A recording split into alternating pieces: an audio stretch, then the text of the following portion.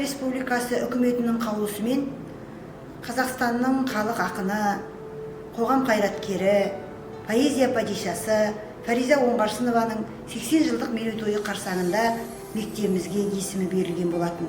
Осыған байланысты көптеген іс-шаралар өткізілуде. Қазақтың асқақ рухты, өр мінезді, ақын қызының нәзік те сыршыл өлеңдерін оқыған сайын оның жыр планетасына ене түсесің.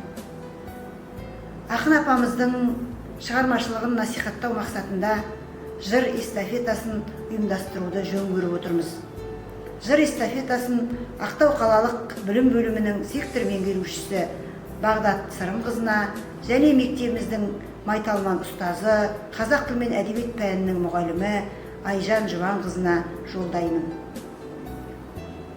Жыр менің планетам, бәр осында жиғаным тергенімде, сезінгенім, сүйгенім, сенгенім бе, мінезім бе, болмыс па, кермек бе, бәр осында басқасы қалдығымда.